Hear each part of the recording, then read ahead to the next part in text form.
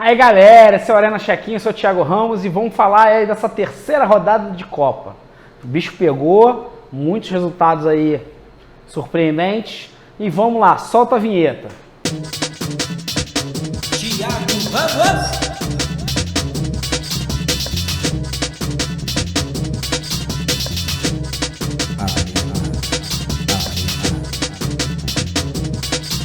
Arena Check-in. Bom, galera, voltamos aqui. Lembrando que assim, a gente está na terceira rodada da Copa. Tivemos muitos resultados surpreendentes nessa terceira rodada. Movimentou bastante os grupos e muita gente ficou de fora. Muita gente boa. Vamos lá. O grupo 1 ficou com Holanda e Senegal, né? Que conseguiram vencer seus jogos. O Senegal venceu o Equador e a Holanda venceu o Catar, que era uma coisa meio óbvia. A Holanda é uma das poucas seleções, só tem 3 invictas na Copa, tá? É a Holanda, a Inglaterra, que está no grupo B, e Marrocos, são as 3 únicas invictas. Grupo B, Inglaterra e Estados Unidos também venceram seus jogos, conseguiram classificar e Irã foi eliminado. Irã precisava de um empate, acabou sendo eliminado, né? Vamos lá, grupinho que foi encrespado, hein? Argentina e Polônia. Cara, Argentina e Polônia classificaram, mas houve um movimento ali que se acontece um gol mexicano, eliminaria a Polônia. Então, a coisa foi também tensa. Tivemos muitos momentos ali de tensão nesses grupos e poderia acontecer coisas bem estranhas. Mas, no final das contas, a Argentina conseguiu se classificar em primeiro, a Polônia em segundo, como os prognósticos já apontavam, né? Na verdade, assim, hoje, esses 3 grupos, eu não diria que teve nenhuma zebra, na minha opinião, porque Holanda e Senegal era o que eu tinha apontado, Inglaterra, Estados Unidos e Gales que eu estava colocando, mas acabou ficando os Estados Unidos e Gales foi uma decepção, né? O grupo D é que a seleção que era apontada como segunda foi a pior de todas, então, que foi a Dinamarca. E aí você teve a disputa entre Austrália e Tunísia, onde a Austrália venceu seus 2 jogos, né? Venceu a Dinamarca e venceu a Tunísia, perdendo apenas para a França naquele jogo que a França realmente jogou bem. E eu diria que foi o único jogo que a França jogou bem, porque ela não jogou tão bem contra a Dinamarca, que conseguiu impedir as melhores jogadas, e perdeu para a Tunísia, né? Japão, agora o grupo E. Esse grupo aqui também foi um grupo que... Os 2 grupos, esse grupo E e F, são os grupos das zebras, né? O que aconteceu? Japão venceu a Espanha, ou seja, perdeu para a equipe mais fraca do grupo, e venceu a Espanha e a Alemanha. Chegou um momento que, assim, 10 minutos de jogo, que em 10 minutos, uma janela temporal ali que deu Japão e Costa Rica. Tava dando Japão e Costa Rica, só que a Alemanha conseguiu virar, mas de forma insuficiente para classificar. Por quê? Porque precisava de uma goleada. Graças ao saldo realizado pela Espanha no jogo contra a Costa Rica, cara, ela se classificou, senão ela tinha dançado. Então, assim, saiu uma das grandes seleções da Copa, que seria a Alemanha. Vamos lá, grupo F, mais um grupo que teve uma favorita eliminada, que foi Bélgica. Mas assim, eu vi os jogos da Bélgica, achei um desinteresse. É um time que assim, tá ali, estamos na Copa, né? Beleza, estamos na Copa. Daqui a pouco eu volto ali, vou jogar no da Inter de Milão, vou voltar pro City, vou disputar a Champions. Caraca, meu, os caras não estavam interessados em jogar. E você vê assim, até foi eliminado, beleza, fui eliminado. Vou voltar antes para casa, vou dar aquela relaxada, final de ano com a família. Pô, beleza, é isso. Para mim foi um desinteresse total da Bélgica. Você vê que ele não jogou bem em nenhum jogo. Fez um 2-0 ali no Canadá que podia ter perdido também. Já podia ter começado ali a derrocada logo de cara. Perdeu para o Marrocos surpreendeu. Para mim tem 2 laterais muito bons, né? O Ambarat e o Hakimi, são 2 laterais que vão o tempo todo, vão produzir. Tem o Ziyech. Então assim, é um time que pode surpreender ali. Vai pegar a Espanha, pode dar trabalho, mas... E classificou a Croácia. A Croácia é aquele rame-rame de sempre. Assim, o time tem o Modric, que jogou muito bem. Tem o zagueiro, né?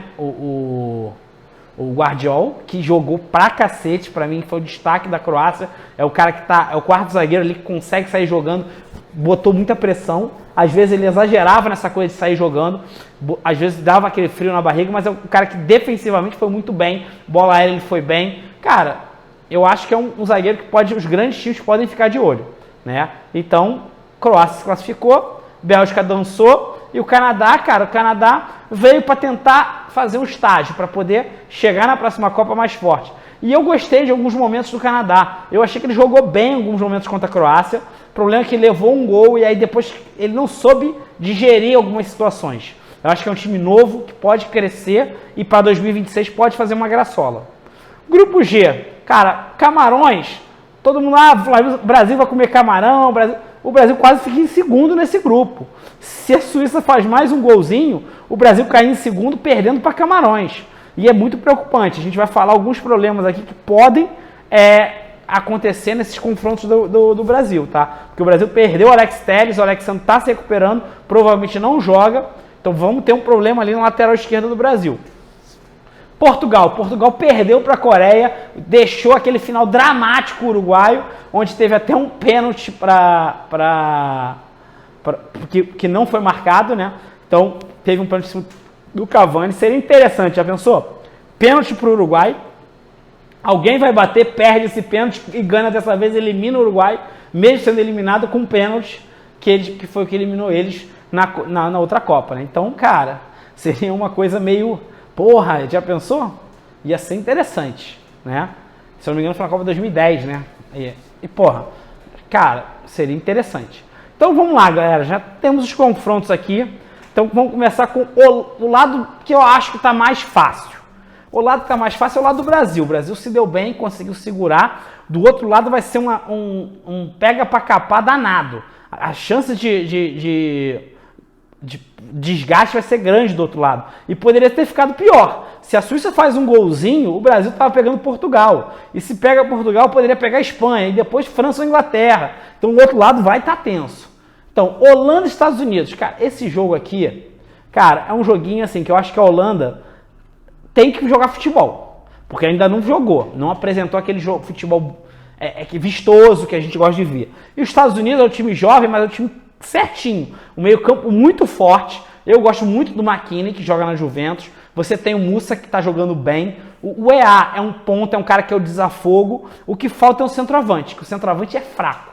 Então assim, se o time se acertar, e tem que ver o Pulisic. Se o Pulisic jogar, é uma coisa. Se o Pulisic não jogar, aí eu acho que a Holanda tem boas chances. A gente vai descobrir isso amanhã, né? Se o Pulisic jogar, eu não boto a mão no fogo aí para classificação da Holanda, não. Com o Pulisic, o jogo muda. Eu acho que tem a boa chance dos Estados Unidos de deixar o jogo encrespado e se bobear até classificar. Argentina e Austrália. Nesse caso, eu não sei. Eu acho que a Austrália vai vir fechada, vai tentar fazer aquele jogo do rame-rame. Se ele conseguir enrolar o jogo da Argentina durante 60, 70 minutos, esse time argentino emocionalmente não é forte. Então pode acabar achando um gol, lembrando que esse time australiano é muito alto, né? Então pode acabar tendo essa possibilidade de achar um gol de cabeça e aí, cara, esse time argentino será que vai aguentar? Porque por mais que ele fez 2 bons jogos, emocionalmente eu não confio nesse time. Eu acho que se tem que botar os meninos, cara, o Enzo Fernandes jogou muito bem os 2 jogos que jogou, porra, tem o Martínez na frente, então, cara, tu tem que botar a molecada pra jogar. E o Messi não foi tão bem no último jogo, mas você vê que ele tem a facilidade de limpar o lance, de deixar o jogo mais claro para os colegas, para os companheiros. Japão e Croácia, esse jogo aí, eu acho que tem grande chance do Japão passar. Por quê? O Japão soube jogar melhor contra os times europeus do que contra uma seleção da CONCACAF. Então, assim, eu acho que o Japão ele se adaptou bem ao jogo contra os europeus. É contra-ataque, ele recebeu, mas assim, teve força. Pô, os 2 jogos ele começou atrás e virou, mostrando que assim, eles continuaram jogando o perfil de jogo deles, não mudaram, e essa coisa de conseguir virar. O que mostrou que assim, eles conseguiram 2 viradas na Copa, que é muito difícil. Cara, Brasil e Coreia. Eu acho que o Brasil tem um problema. Por quê? O ponto forte da Coreia é o som. O Son vai ter as duas pontas para jogar. Por quê? Se o Alexandre não jogar, que a chance é grande, o Alex Telles se machucou hoje, eu acho que pelos exames, pelaquela situação, eu acho que ele está fora da Copa. Então, sem o Alexandre e o Alex Telles, a gente não tem ninguém da função, não tem nenhum lateral. O que tem que fazer? Cara, o Son caindo pela lateral esquerda, em cima do lateral esquerdo, ou se ele for jogar em cima do Daniel Alves, vai dar merda. Assim, vai dar merda. Hoje o Daniel Alves já foi testado? Não foi. Teve 2 lances que o Etiambé passou, deu tapa. Um ele conseguiu passar, a cobertura chegou. O outro ele conseguiu até dominar, dar uma tabelinha, mas não deu em nada.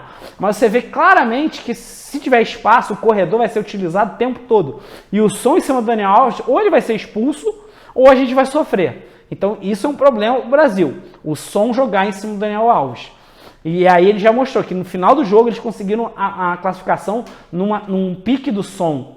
E que foi assim uma coisa muito boa. Então, assim, acho que o Brasil tem chance? Tem. Mas tem que se cuidar, principalmente as laterais. Talvez, eu vou dar um pitaco aqui, cara. Um cara que tá nessa Copa, já jogou de lateral esquerdo, é o Everton Ribeiro. E ele, no Flamengo, mal bem, compõe muito bem. Ele consegue voltar. Talvez seja o momento de testar o Everton e falar, Everton, tu vai jogar de lateral. Eu acho que é uma possibilidade. Bota o Everton na lateral esquerda e coloca o Militão na direita. Mas sabendo que vão jogar em cima do Everton Ribeiro. Então o Casemiro tem que cair mais para a esquerda para ajudar essa cobertura, tá? Então essa seria uma possibilidade. De qualquer jeito, se você jogar Capenga, Militão de um lado, Daniel Alves do outro, eu acho pior. Por quê? Porque você vai jogar, o Militão ele vai conseguir talvez marcar melhor, mas assim, você vai estar com dois flancos abertos, né? Talvez essa possibilidade, e o Paquetá ajudando na direita o Militão, possa ser uma boa possibilidade, uma possibilidade interessante. Ou você faz o seguinte, traz o Militão para terceiro zagueiro, joga o Everton joga alguém que consiga voltar mais, né? Talvez um Bruno Guimarães, faz um Casemiro, Bruno Guimarães e Paquetá aqui no meio. E abre pontas como Vinícius e o próprio Everton Ribeiro na direita. E aí você joga com o Rafinha ou Antony, que eu acho que o Antony está melhor que o Rafinha, e Richarlison. Cara, você vai ter que achar possibilidades, porque o Tite agora ficou dada a sua convocação ruim, ficou numa sinuca de bico, tá? Vamos lá para o outro lado. Inglaterra e Senegal. Cara, a Inglaterra fez um jogo brilhante, o primeiro jogo, jogou muito bem contra o Irã, cara, mas depois já voltou a ter aquele futebolzinho modorrento, que assim, é um time jovem, é um time com talento, mas não conseguiu performar. Eu acho que contra o Senegal pode dar esse espaço que a Inglaterra precisa. E aí você vai ter Saka aparecendo, Grealish, e o Harry Kane tá saindo bem, fazendo um pivô. Ele tá abrindo espaço, tá entrando no facão. O Saka, tá entrando o Beckham. Porra, a galera tá conseguindo fazer essa movimentação. Então pode abrir esse espaço e conseguir. França e Polônia é um duelo de tenso. Por quê? Porque a França contra os europeus não jogou bem. Tá? A França não fez um bom jogo contra a Dinamarca. Né? Foi o jogo mais difícil dela, assim. Por mais que ela tenha perdido para a Tunísia, mas o time já era reserva, tudo isso. E contra as defesas europeias, a França apresentou dificuldade. E já apresentou dificuldade tanto na Nations Cup quanto na Euro. Você vê que eles tiveram dificuldade.